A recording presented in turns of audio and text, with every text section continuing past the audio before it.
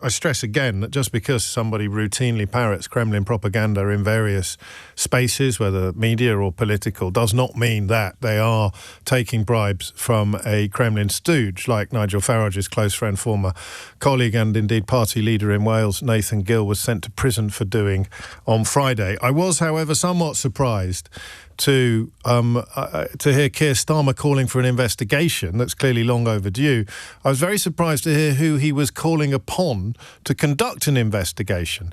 I've had a bit of trouble with the clips lately. I don't know why. So hopefully this is the correct clip of Keir Starmer talking about an investigation into Russian interference in UK politics as a consequence of Nigel Farage's very close friend, former colleague and party leader in Wales, being found to have taken bribes from a Kremlin stooge in return for parroting Kremlin propaganda. This EU empire, ever seeking to expand, stated its territorial claim on the Ukraine some years ago.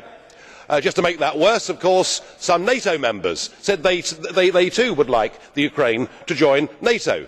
We directly encouraged the uprising in the Ukraine that led to the toppling of the President Yanukovych, and that led, of course, in turn to Vladimir Putin reacting. And the moral of the story is, if you poke the Russian bear with a stick, don't be surprised when he reacts. No, sorry, that wasn't a clip of Keir Starmer calling for an investigation into Russian interference. That was Nigel Farage parroting Kremlin propaganda in the European Parliament. Can we try again, Keith? Come on. I don't admire Putin. What I said was he'd outwitted and outclassed you all over Syria. I also said I didn't like him as a human being and I wouldn't want to live in Russia. I'm not asking, but what I want us to do, let's not meddle. Let's not meddle. Hang on, just before you go on, you did actually say you admired him. As an operator, the not as a question human was, being. which current world leader do you most admire? As an operator, I would say Putin. Yes. Oh, sorry, Keith, come on, mate. One job, eh? That wasn't the right clip either. That was Nigel Farage parroting Kremlin propaganda and lying about it. Third time lucky, eh? The ever eastward expansion of NATO and the European Union was giving this man a reason to his Russian people to say they're coming for us again and to go to war. But you were echoing him. Sorry? You were echoing him. That's what Putin says. No. Sorry, I've been saying this actually since the 1990s. Ever since the fall of the wall. But hang on a second. We've provoked this war. It's, of course it's his fault. He's used what we've done we as an provoked excuse. the invasion of Ukraine. Yes, and very interestingly, once again, 10 years ago when I predicted this, by the way, I'm the only person in British politics that predicted what would happen.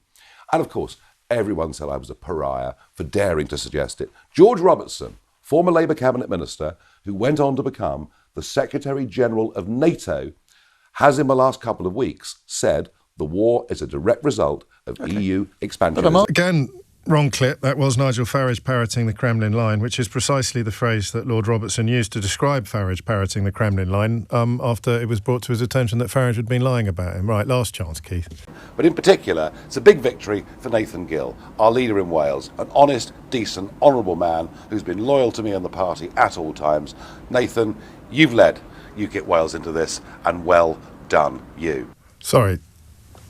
Right. That was a man who has not been found to have taken bribes from the Kremlin in return for parroting Kremlin propaganda in the European Parliament and on various media outlets, talking about a man who has been sent to jail for taking bribes from a Kremlin stooge, just to be absolutely clear.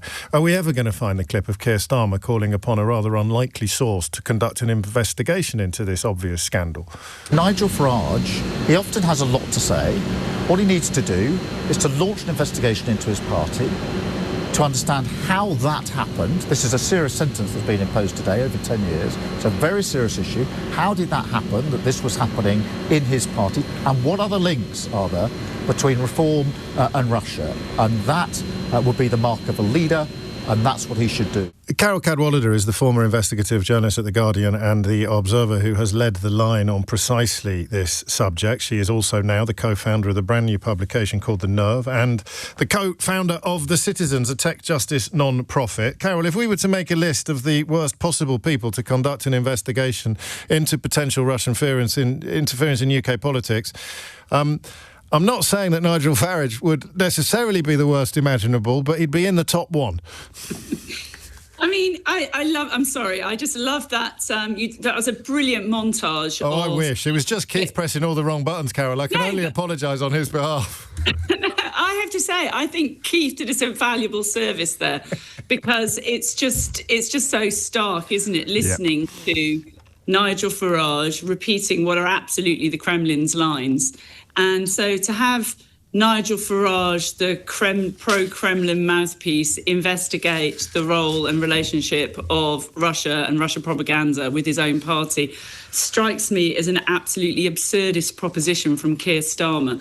And his language there, it would be the mark of a leader to launch an investigation and to ask those questions.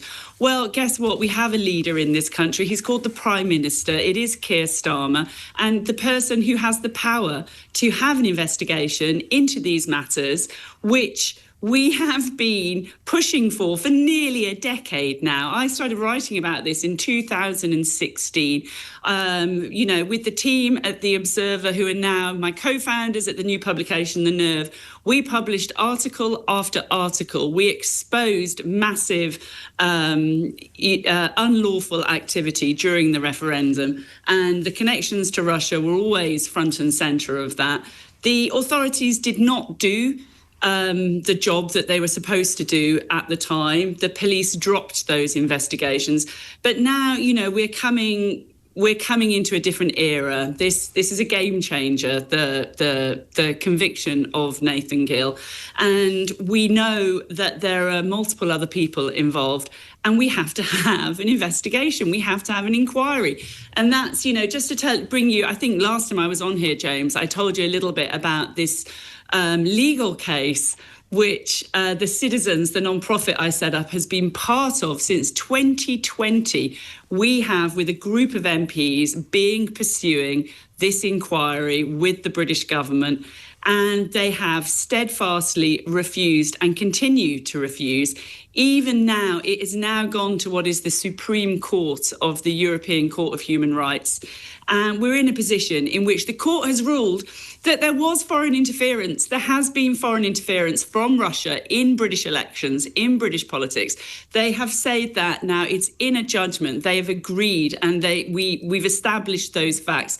There is just one thing left, which is now a matter of legal debate over whether the law is such that it can force the British government to have this investigation. But guess what? The law doesn't have to force the British government. The British government could just decide to have it. So why isn't it? That's the question. It is indeed. You brought us in bang on time as well. I've barely got time to read you a headline from one of Daniel Hannan's latest contributions to public gaiety, who writes, "Trump is behaving precisely as he would if he were a Russian asset."